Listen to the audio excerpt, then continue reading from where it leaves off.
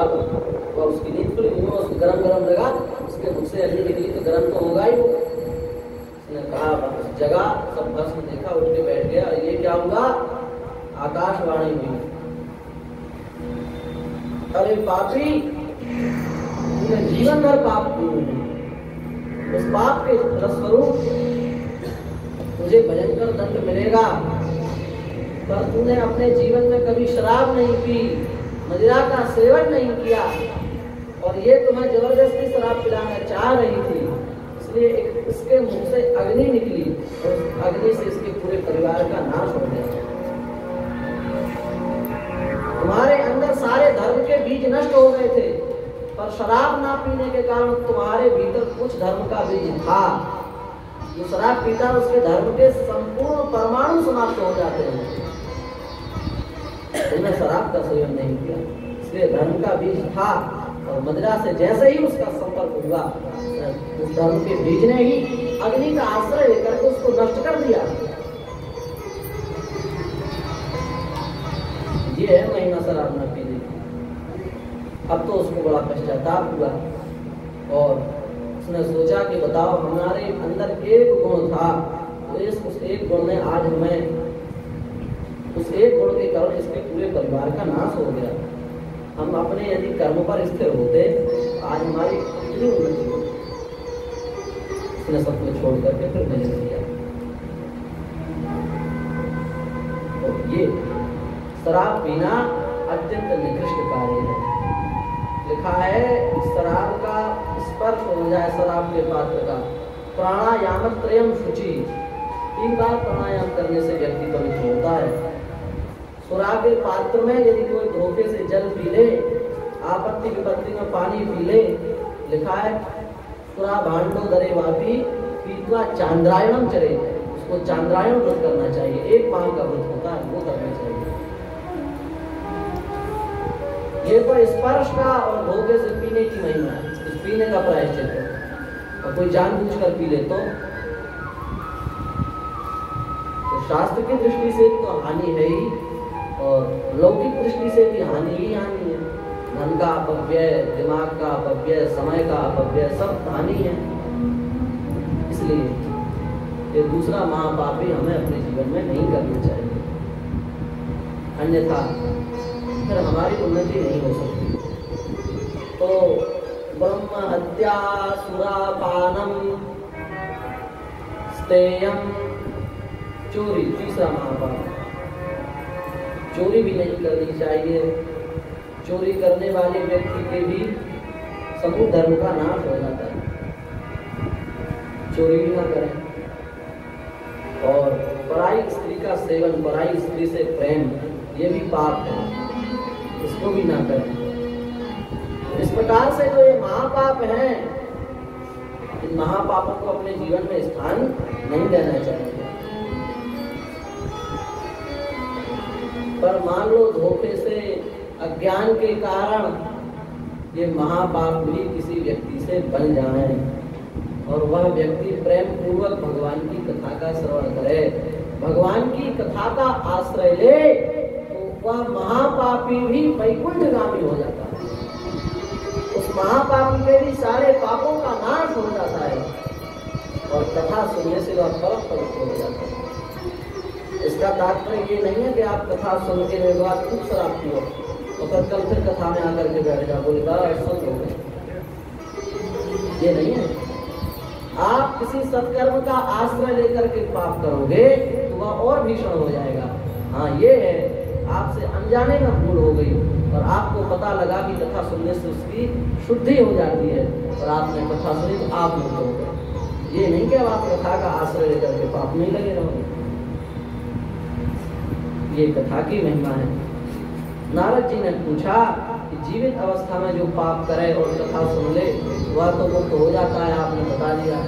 पर मृत अवस्था में कोई व्यक्ति मर गया है पाप करके, वह कथा सुने, उसका कल्याण हो सकता है क्या? इसी उपाख्यान में बुद्धकारी की कथा आती है, सब जानते हो आप लोग, अधिक विस्तार की आवश्यकता नहीं। बुद्धकारी की कथा सब जानते हैं। आत्मदेव नाम का ब्राह्मण तुंगभद्रा नदी के किनारे रहता था। अभूतपत्तन उत्तमम तुंगभद्राप्ते पूर्वम। तुंगभद्रा कहाँ है? वर्तमान समय में यदि कोई कहे कि आत्मदेव जी का घर बताओ कहाँ होगा, अब क्या कहेंगे, संभल में? नहीं। तुंगभद्रा नदी कहाँ पर है? आप लोगों ने शायद सुना होगा, कर्नाटक में हम्पी नाम का एक क्षेत्र है। हम्पी, प्राचीन काल में उसको किष्किंधा कहा जाता था, और उसी किष्किंधा नदी के किनारे तुंगभद्रा नाम की नदी बहती है। बाली जब मरा था ना, उसका अंतिम संस्कार भी तुंगभद्रा नदी में ही हुआ था। ये बात वाल्मीकि रामायण में लिखी है। तुंगभद्रा नदी के जल में ही बाली का अस्थि संस्कार, अस्थि विसर्जन किया गया था। इससे सिद्ध होता है कि तुंगभद्रा नदी किष्किंधा पर्वत के किनारे रही होगी, तभी तो बाली का वहाँ अस्थि विसर्जन किया गया है। और किष्किंधा कहाँ है वर्तमान में? तो हम्पी में है। इसका तात्पर्य ये है, आप मोबाइल में मैप से यदि देखेंगे तो हम्पी आप उसमें देखेंगे तो उस हम्पी क्षेत्र में आपको तुंगभद्रा नदी का मैप दिखाई देगा वर्तमान समय में। और वह तुंगभद्रा जो है बहुत छोटी सी है, उतने ही क्षेत्र में बहती है, लंबी नहीं है ज़्यादा। हम्पी के आसपास क्षेत्र में ही बह रही, आज भी बह रही है। वहीं पर आत्मदेव नाम के ब्राह्मण रहते थे। द्वितीय जो भास्कर, द्वितीय सूर्य के समान थे और सबको ज्ञान उपदेश करते थे। जब कोई ज्यादा ज्ञान उपदेश करता है तो भगवान उसको भी कई बार ज्ञान करा देते हैं। इनका काम था सबको ज्ञान बांटना, ज्ञानी तो थे ही। भगवान ने इन्हीं को कुछ ज्ञान करा दिया, इनको संतान नहीं हुई। बड़े परेशान, सारे दान कर्म पूर्ण कर लिए पर संतान ही नहीं हुई। तो एक दिन बड़े उदास होकर के जंगल में गए और बोले अब तो हम अपना प्राण त्याग देंगे, क्या करेंगे। उसी समय एक सन्यासी निकले। सन्यासी ने सोचा कि ब्राह्मण है, शायद परमार्थ से भ्रष्ट हो गया इसलिए रो रहा होगा, आ गए पास। ब्राह्मण क्यों रो रहे? कथम रोदिषि विप्रत्वम काते चिंता बलियसी वरत्वम सफरम मह्यम सुस्य दुख से कारण। अपने दुख का कारण हमको बताओ। संत लोग स्वयं से कृपा करते हैं। आत्मदेव ने उनको बुलाया, नहीं बुलाया। आत्मदेव ने उनको देखा, नहीं देखा। संत स्वयं चले आए। यही तो संत का संतत्व है, वह जीव पर खुद कृपा करने आ जाते हैं, उनके पास जाना नहीं पड़ता। इसलिए संतों की महिमा है। देखो, नारद जी जा रहे थे और जयंत का नाम तो सुना है, राम सीता जी के पैर में चोंच मार के भाग रहा था। जयंत इंद्र का पुत्र, सीता चरण चोंच हति भागा, मूढ़ मंदमति कारण कागा। सीता जी के चरण में चोंच मार करके जयंत भाग रहा था। भगवान राम ने सीत का धनुष चला, बाण चला दिया, वो पीछे पीछे धनुष, बाण पीछे पीछे जयंत आ गया। इंद्र के पास पहुंचे, सब अपने पिताजी के ही पास पहुंचते गलती करके, तो वही बचाएंगे, बचा लें तो कोई दूसरा तो बचाएगा नहीं। तो जयंत अपने पिताजी के पास गए, बोले पिताजी बचाओ। बोले आपका जुल्म क्या है, अपराध क्या है? अपराध यह है कि राम जी की जो धर्म पत्नी सीता जी हैं, उनके पैर में हम चोंच मार करके आए। अरे सीता जी के चरणों में चोंच मार करके आए, भागो यहाँ से, इंद्र लोक में तुम्हें कोई स्थान नहीं है। जो पिताजी सदा जयंत को ऊंची आसन पर बैठाते थे, आज भगवान का तिरस्कार करने के कारण निकाल दिया उन से। शिवलोक पहुंचे, भगवान शंकर के पास जयंत कभी जाते फुर्सत में, भगवान कहते आओ जयंत भाई बैठो, तुम्हारे लिए आसन दे दो, चाय नाश्ता जो कुछ करना हो बताओ। उसको सम्मान देते। पर आज भगवान शिव ने भी हाथ जोड़ दिया, बोले भैया भगवान के अपमान करने वाले को हम स्थान नहीं दे सकते। ब्रह्मलोक से ब्रह्मा जी ने निकाल दिया। अब जयंत ने सोचा अब कोई और नहीं है, यही 2-3 लोग थे जहाँ कुछ हो सकता था। पर जब पिताजी कुछ नहीं कर पाए, ब्रह्मा बाबा कुछ नहीं कर पाए, भगवान शिव कुछ नहीं कर पाए, और कोई क्या करेगा? उसी समय नारद देखा विकल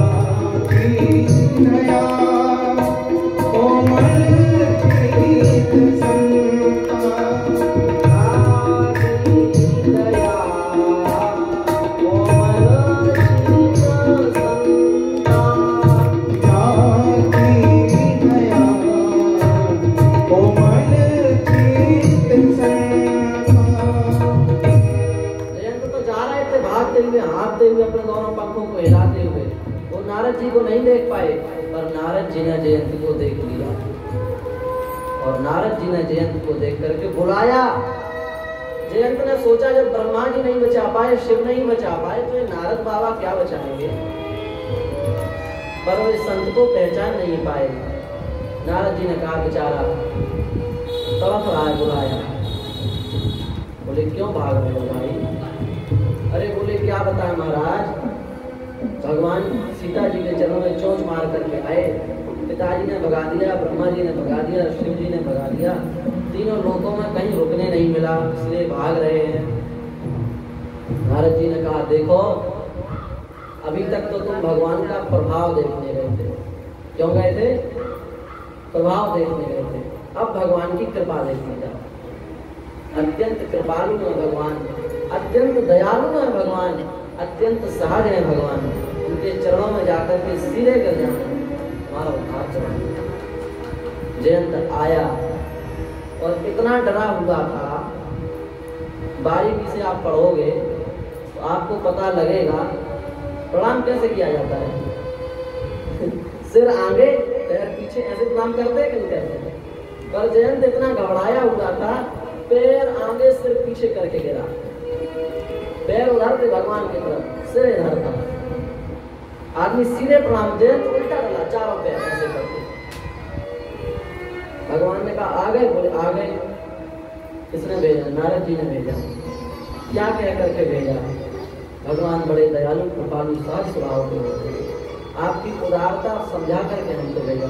आपके सामने हमारी आने की हिम्मत नहीं थी, नारद बाबा ने कृपा करके भेजा। भगवान ने कहा उन्होंने भेजा है तो कोई बात नहीं, पर तुमने अपराध किया है, दंड तो मिलेगा। एक आंख फोड़ दी और लौटा दी। अच्छा एक पुरुष ने एक ही आंख क्यों फोड़ी? दोनों फोड़ देते, दोनों ही छोड़ देते, एक ही क्यों फोड़ी? इसका तात्पर्य यह है कि भगवान ने सोचा तो हमको सीता जी को दो अलग अलग देख रहे थे, राम जी अलग है, सीता जी अलग है, तो ये सोच रहे थे हम एक फोड़ के ये बता रहे हैं कि दो नहीं है, एक ही है। एक दृष्टि भगवान ने प्रदान की जयंत की आंख फोड़ करके। तुम हम दोनों को अलग अलग मत देखो, राम सीता एक ही है, राधा कृष्ण एक ही है, विष्णु नारायण विष्णु लक्ष्मी एक ही है। ये अभेद दृष्टि प्रदान करने के लिए भगवान ने एक आंख फोड़ दी, एक छोड़ दी। ये कथा सुना करके हम ये बताना चाह रहे हैं संत स्वयं से कृपा करते हैं, संतों के पास जाना नहीं पड़ता, वे स्वयं आकर के आपको भगवान की कथाएं सुनाते हैं, वे स्वयं आपके उद्धार का प्रयास करते हैं, उनके पास जाने की आवश्यकता नहीं होती। इसलिए भगवान में समस्त गुण है कि नहीं? सभी गुण भगवान में है। कोई ऐसा गुण है जो भगवान में ना हो? गुणों की खान है, गुण समुद्र है, समस्त गुण उनके भीतर विराजमान रहते हैं। पर भगवान के अपेक्षा संतों के पास दो गुण ज्यादा है।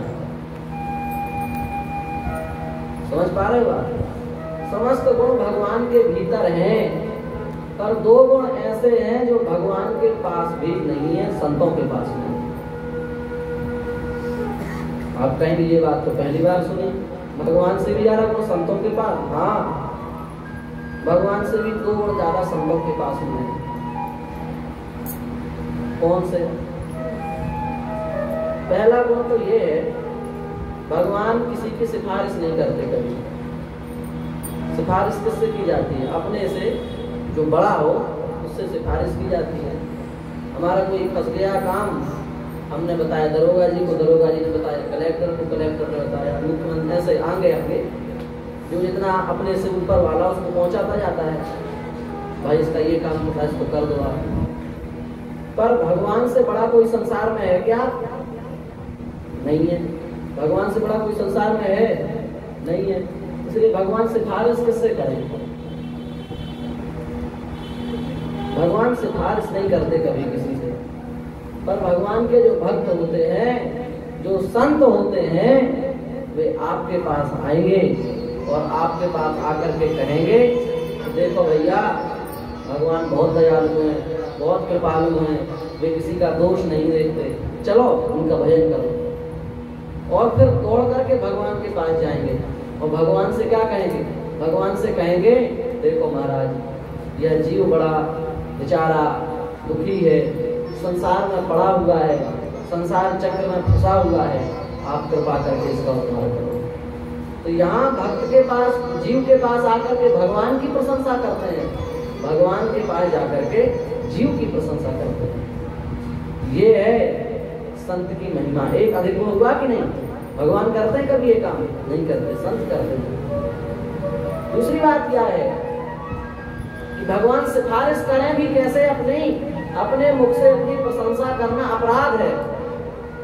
अपने मुख से अपनी प्रशंसा, खुद मियां मिट्ठू, ये अपने मुख से अपनी प्रशंसा करना पाप है।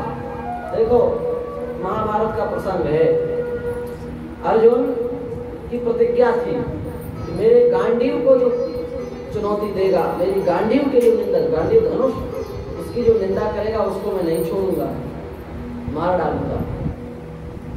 किसी कारणवश एक बार युधिष्ठिर जी ने उनके गांडीव की निंदा कर दी। अब तो प्रतिज्ञा के कारण अर्जुन ने तलवार निकाल दी और अपने बड़े भाई युधिष्ठिर को मारने के लिए तैयार हो गए। सोचो आप, प्रतिज्ञा कितनी खतरनाक होती है। अपनी प्रतिज्ञा को पूरा करने के लिए अर्जुन अपने बड़े भाई पर तलवार लेकर के खड़े हो गए। भगवान पास नहीं थे। भगवान ने कहा, अरे मूर्ख, पूरी गीता सुन के तुमको यही शिक्षा मिली, अपने बड़े भाई पर अस्त्र उठाओ। बोले हम प्रतिज्ञा से बंधे हुए हैं, हम क्या करें? मारना पड़ेगा, नहीं तो हमारी प्रतिज्ञा झूठी हो जाएगी। क्षत्रिय की प्रतिज्ञा कभी झूठी नहीं हो सकती। भगवान ने कहा, बड़ों को तू कह देना ये बड़ों की मृत्यु ही के समान है। देखो कितनी अच्छी बात कही भगवान ने, समझने लायक है, हम लोगों की शिक्षा के लायक है। हम लोग बड़ों से कैसे भी बात करते हैं, पर यहाँ साफ साफ लिखा है, अपने से बड़ों को तू कह देना, उनसे किसी अपमानवाचक शब्द में उनसे कुछ कह देना, ये उनकी मृत्यु के बराबर है, उनकी हत्या का पाप आपको लगेगा। इसलिए अपने से जो पूज्य हो उसको कभी अपमानवाचक शब्द में नहीं कहना चाहिए, उसको कभी तू नहीं कहना चाहिए। त्वंकार नामधेयं च ज्येष्ठानां परिवर्तनम्, त्वंकार शब्द से किसी बड़े का उच्चारण कर देना ये उसकी मृत्यु के बराबर है। भगवान ने कहा, हे अर्जुन, तुम युधिष्ठिर को तू कह दो। तो भगवान की आज्ञा मान करके अर्जुन ने युधिष्ठिर जी को क्या कह दिया? तू। युधिष्ठिर जी की मृत्यु के बराबर हो गया। अर्जुन ने अपनी तलवार अपने म्यान में रख ली, हो गया। अब 1 मिनट बाद फिर निकाल ली। भगवान ने कहा, बड़ी मुश्किल में एक बार रखवाई, उसने दोबारा क्यों निकाल ली? बोले महाराज हमारी दूसरी प्रतिज्ञा भी है। भगवान ने कहा, तुम्हारी जितनी प्रतिज्ञा हो सब हमको बता दो, पर हम एक साथ सबका समाधान बता रहे। तुम्हारी एक समस्या का समाधान क्या, तुमने दोबारा निकाल ली। दूसरी समस्या क्या है? दूसरी समस्या ये है, हमारा नियम था कि हम अपने किसी बड़े की कभी अपमान, अपने से बड़े का कभी अपमान नहीं करेंगे। यदि हम अपने से बड़े का अपमान करेंगे तो अपनी हत्या कर लेंगे, हमारा नियम था। हमने युधिष्ठिर जी का अपमान कर दिया, युधिष्ठिर जी हमसे बड़े हैं, अब हम अपना गला काटेंगे। भगवान ने कहा तुम्हारी बड़ी विचित्र प्रतिज्ञा है, पर इसका भी समाधान है, चिंता मत करो। क्या? भगवान ने कहा अपने मुख से अपनी प्रशंसा अपनी मृत्यु के बराबर है। अपने मुख से अपने गुणगान करना ये अपनी मौत के बराबर है। हम ऐसे हैं, हम वैसे हैं, हमारे पास इतना है, तुम्हारे पास कुछ नहीं, तुम फटी चल, और हम सब कुछ, हमारे पास इतना आता, तुम्हारे पास कुछ नहीं आता, हमें इतना ज्ञान है, तुम्हें तुम जानते हो, अक्षर पढ़ो हमारे सामने चार, अभी पता लगेगा हम कितने बड़े पंडित हैं। इस प्रकार से अपने मुख से अपनी बड़ाई, अपनी हत्या कर रहे हो। आप बड़ा अच्छा कार्य नहीं कर रहे हो, आप अपने गले पर तलवार चला रहे हो। इसलिए प्रशंसा अपनी मुख से कभी अपनी नहीं करनी चाहिए। तुम मरना चाहते हो ना, अपने मुख से अपनी प्रशंसा करो, तुम्हारी मृत्यु होगी। अब तो अर्जुन ने खूब पढ़ाई की, मैं गांडी उधारी, अर्जुन ऐसा कर देता हूँ, ऐसा कर देता हूँ, विष्णु को मार दिया, इसको मार दिया, उसको मार दिया। भगवान ने कहा तुम्हारी मृत्यु हो गई। तो दो बातें समझ में आएंगी इस कथा से। अपने से बड़ों को तुम कह देना, ये उनकी मृत्यु, और अपने मुख से अपनी प्रशंसा कर देना, ये स्वयं की मृत्यु। तो भगवान किसी से अपनी सिफारिश, भगवान सिफारिश कर नहीं सकते। भगवान क्यों सिफारिश करें? भगवान से बड़ा कोई है क्या? और दूसरी बात हमने क्या बताई, भगवान अपनी कथा भी नहीं सुना सकते, क्योंकि अपनी कथा सुनाएंगे तो नरक जाएंगे। भगवान ने कहा विधान है, तो भगवान को भी भोगना पड़ेगा। अपने मुख से अपनी कथा भी भगवान नहीं सुना सकते। पर भक्त की इतनी दिव्य महिमा है, भक्त भगवान की मंगलमयी कथाओं को भी सुनाता है। इसलिए भक्त के पास ये दो गुण अधिक हैं, ये गुण भगवान के पास भी नहीं है। संत के पास ये दो गुण अधिक हैं। इस प्रकार से संतों की महिमा है। संत भगवान गोकर्ण के पास पहुंचे, आत्मदेव के पास गए और आत्मदेव से कहा कि क्या समस्या है। उसने कहा कि महाराज हमें पुत्र नहीं है, पुत्र दे दो। वे संत भगवान दुखी हो गए, बोले हम तो इसलिए आए थे कि इसको कोई परमार्थ के पथ में बाधा होगी तो उसका समाधान कर देंगे, पर ये तो जंजाली व्यक्ति, इसके पास तो गलत फंस गए। जाने लगे, बोले हमारा आपका मेल नहीं, हम जा रहे हैं। बोले नहीं, आपको पुत्र तो देना पड़ेगा। फंस गए, अब क्या करें?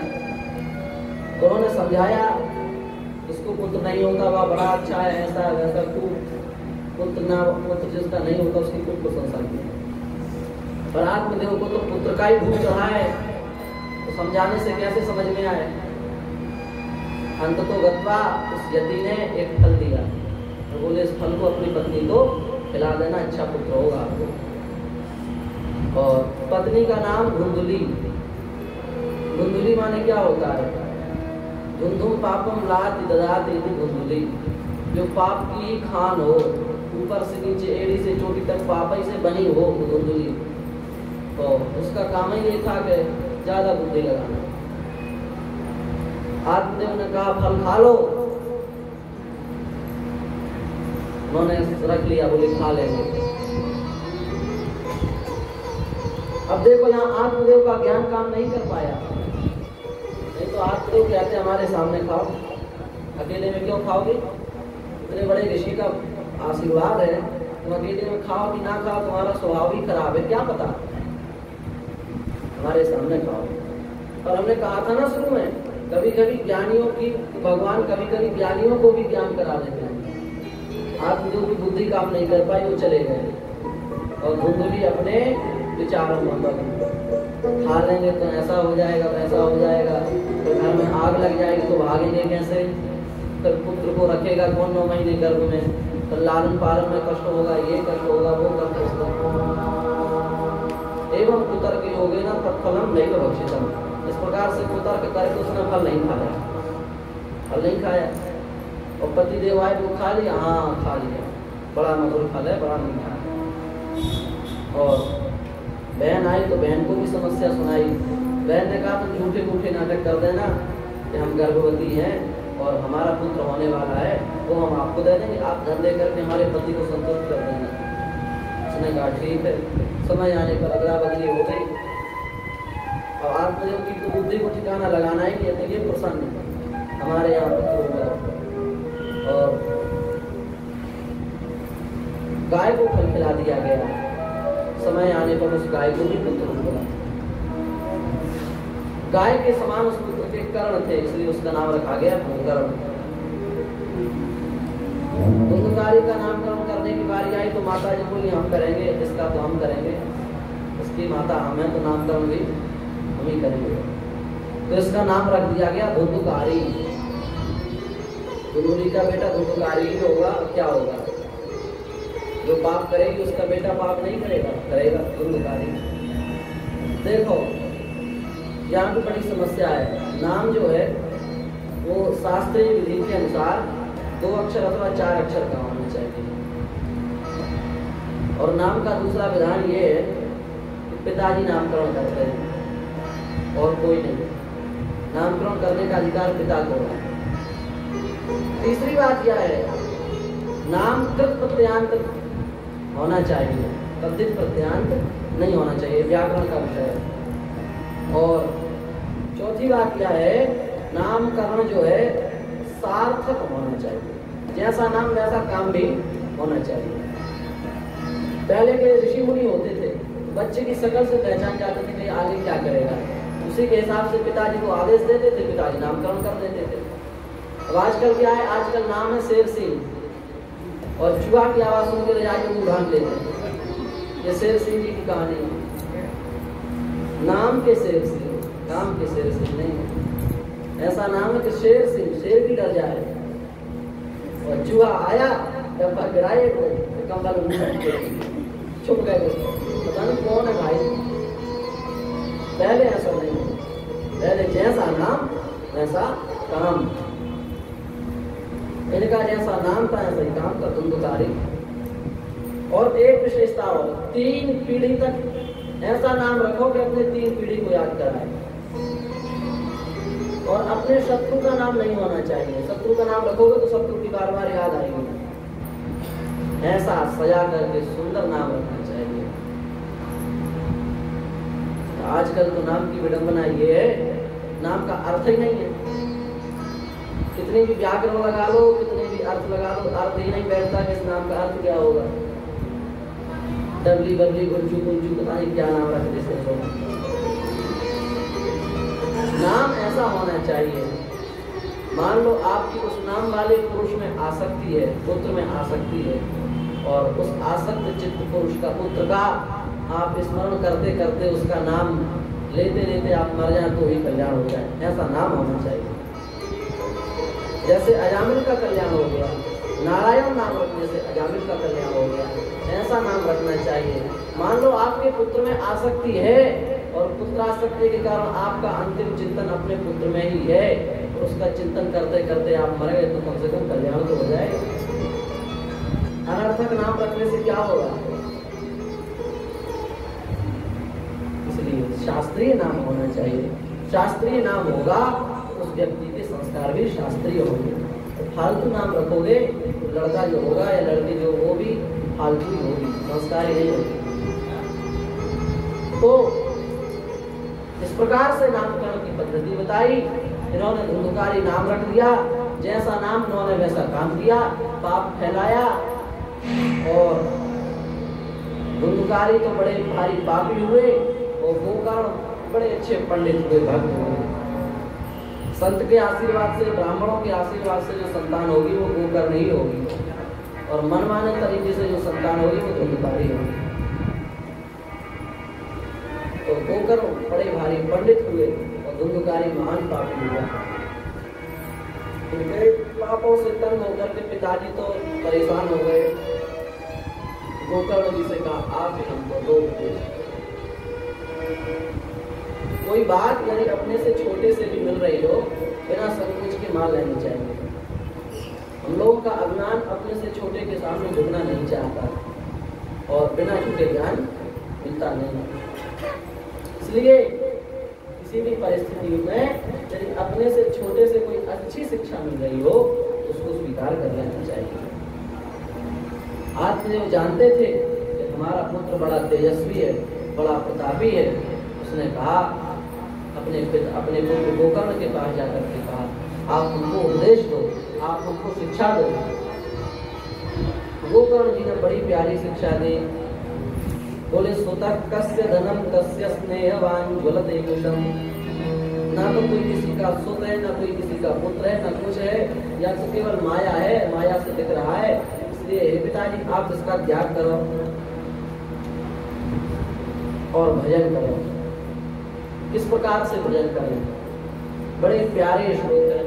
देखो श्रीमद् भागवत कथा का सार 4 श्लोक है। चतुश्लोकी भागवत उस श्रीमद् भागवत कथा का सार है, और चतुश्लोकी भागवत का सार भी ये 2 श्लोक वाली गोकर्ण भागवत है। ये गोकर्ण भागवत जो है वो चतुश्लोकी भागवत का भी सार है। बहुत प्यारे श्लोक हैं। इन श्लोकों को यदि हम अपने जीवन में उतार लें तो हमारा कल्याण हो जाएगा। गोकर्ण जी बड़ी प्यारी बात कह रहे हैं।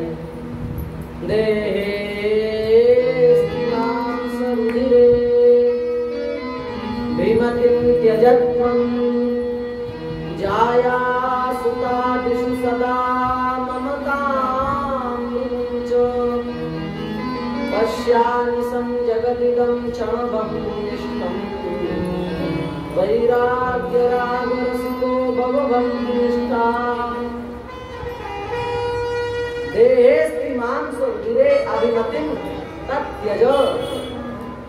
शरीर संसार में जो आपकी आसक्ति है उस आसक्ति का त्याग कर दो पिताजी। क्या तात्पर्य है? तात्पर्य यह है कि मैं और मेरा, इन 2 बातों से सारा संसार बसा हुआ है। इन 2 बातों का त्याग कर दो तो संसार है ही नहीं, संसार उजड़ जाएगा। ये मेरा घर है, ये मेरी गाड़ी है, ये मेरा बेटा है, ये मेरी बेटी है, और ये मैं हूँ। मैं से मेरा जुड़ा है। मैं नहीं होगा तो मेरा भी नहीं होगा। देखो समस्या यहाँ से आती है, ध्यान दो। समस्या कहाँ से आती? समस्या आती यहाँ से है। आपका जन्म हुआ तो जन्म के समय आपका कोई नाम था? नहीं था। अब जन्म के समय किसी ने कहा इनका नाम दयाराम रख दो, किसी ने कहा क्षमाराम रख दो, किसी ने कहा नहीं नहीं इनका नाम गोपाल जी रखो, किसी ने कहा इनका नाम माधव रखो। 100 लोगों ने 100 नाम बताए। अंत में जाकर के एक नाम पास किया गया, इसका नाम क्षमाराम रख दो। अब वो बालक क्या हो गया? क्षमाराम। अब सब उसको क्या कहने लगे? ये क्षमाराम है, क्षमाराम है।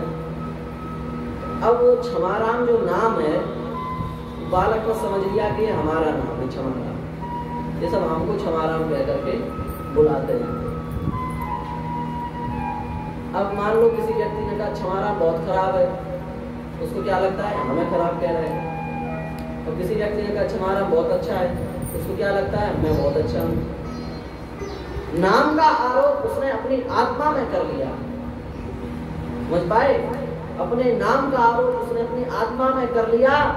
इसलिए सुख का अनुभव भी वह शरीर का अनुभव ना मान करके अपना अनुभव मानने लगा, और दुख का अनुभव भी वह अपने शरीर का अनुभव ना मानकर खुद का अनुभव मानने लगा। क्षमाराम बुरा है, उसको लगता है मैं बुरा हूं।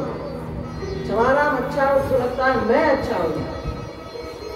वस्तुतः ना मैं अच्छा हूं ना मैं बुरा हूं, हम तो इन दोनों से परे हैं। पर केवल नाम के कारण सारा प्रपंच हमने खुद में मान लिया। अब क्या उपाय है बचने का? देखो एक आपको सिद्धांत की बात बताएं, जो मेरा होता है वो मैं नहीं होता है। क्या समझे? जो मेरा होता है वो मैं नहीं होता। अपन क्या कहते हैं? आपने मुझे बहुत मारा, आपने मुझे बहुत गिराया, कहते हैं कि नहीं? अब बताओ ये हाथ आपका है, आप उस हाथ को क्या कहते हैं? ये हाथ मेरा है। जो मेरा है वो मैं नहीं हो सकता। तो ये हाथ मैं हो सकता हूँ? नहीं हो सकता। इस पैर को आप क्या कहते हैं? ये पैर मेरा है। तो जो मेरा है वो मैं नहीं हो सकता। तो क्या ये पैर आपका है? नहीं है। अब इस पैर को कोई मारे तो इससे तकलीफ आपको क्यों होती है? क्योंकि आपने मैंपन का आरोप अपनी आत्मा में कर लिया है। उस आरोप के कारण, उस अध्यास के कारण आपको शरीर को कष्ट, अपना कष्ट, शरीर का सुख अपना सुख लगने लगा है। ये आसक्ति जो हमारी हुई ना शरीर में, यही सबसे ज्यादा बंधन का कारण है। और इस आसक्ति के नाश का क्या उपाय है? इस आसक्ति को संसार से हटा करके भगवान में जोड़ दो तो हमारा कल्याण हो सकता है। भगवान में कैसे जोड़ना है? आपका भगवान में जोड़ने का उपाय तो बताओ। आप मान लो कि एक घर मेरा नहीं, यह शरीर, यह घर भगवान का है। आप मान लो यह शरीर मेरा नहीं है, यह शरीर भगवान का है। ये गाड़ियां, ये वाहन, ये मोटरें, ये सब बच्चे हमारे नहीं है, ये सब भगवान के ही है। ये पूरा भगवान का परिवार है। भगवान ने हमें इस परिवार की सेवा का अवसर दिया है, इसलिए हम इस परिवार की सेवा कर रहे हैं। ना हम इस घर के मालिक हैं, ना हम इस घर के नौकर हैं। हम तो भगवान के भक्त हैं और भगवान की जो संतान है, भगवान के जो बाल गोपाल हैं, भगवान का जो ये घर है, उस घर की देख रेख कर रहे हैं, उस घर की सुरक्षा व्यवस्था कर रहे हैं, उस घर में जो बाल गोपाल रहते हैं उन बाल गोपालों की सेवा कर रहे हैं। ये मान लो, आप मानना ही तो है। जैसा आपने ये मान रखा है कि ये घर मेरा है, वैसा ही आप ये मान लो कि ये घर भगवान का है। आपत्ति क्या है आपको? मानने से ही सब बदल जाएगा।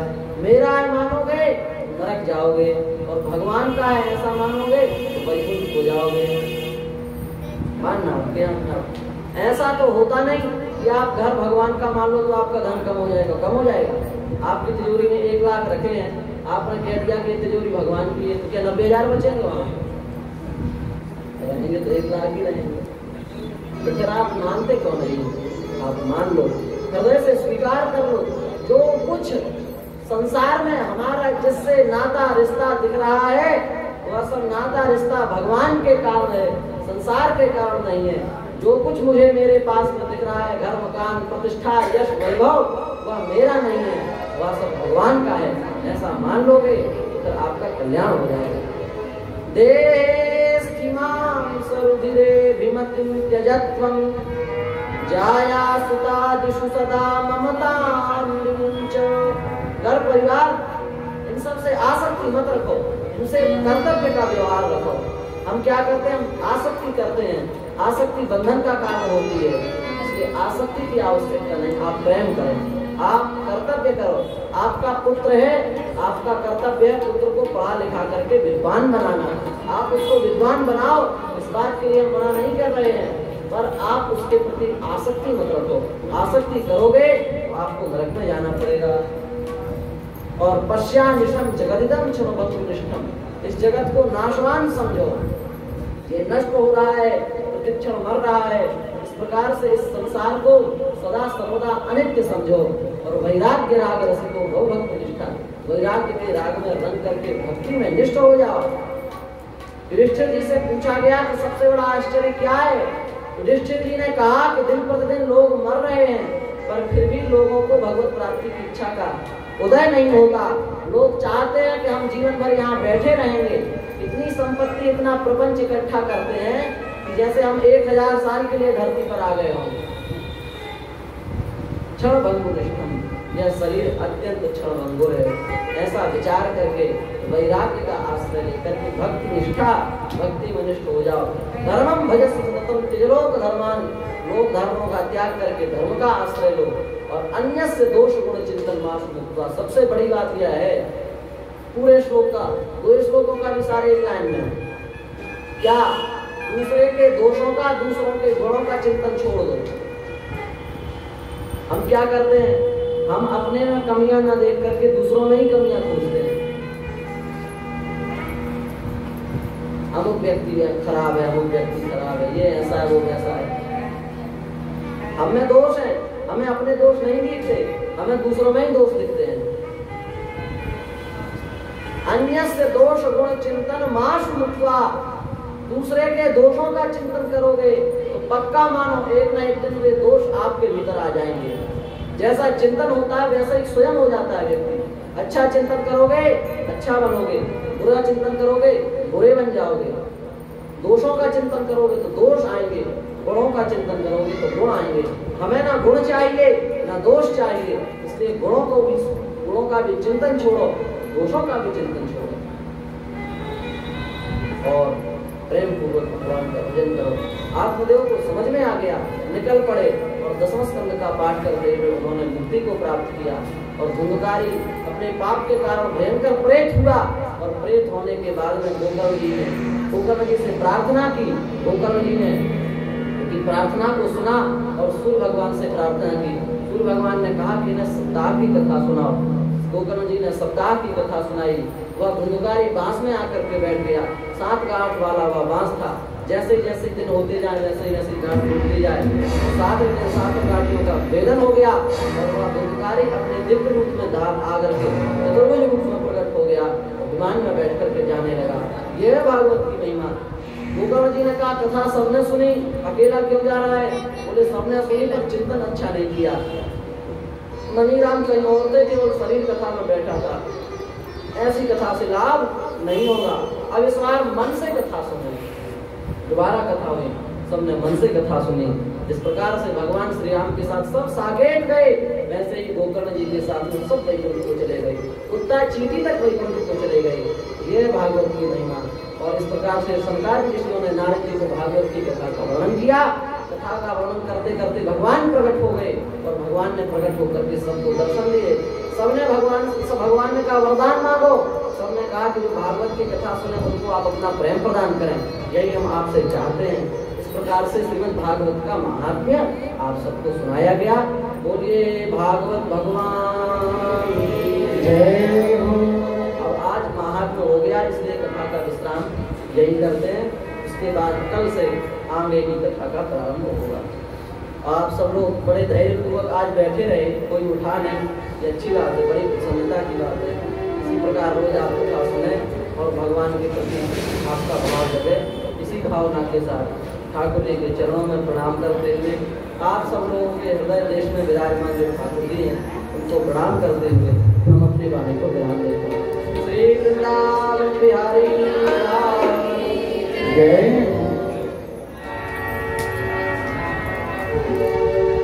जय जय श्री राधे काली कमली वाला मेरा यार है। मेरे मन का मोहन तू दिलदार है। ओ काली कमली वाला मेरा यार है। मेरे मन का मोहन तू दिलदार है। ओ मेरा यार है। मेरे मन का मोहन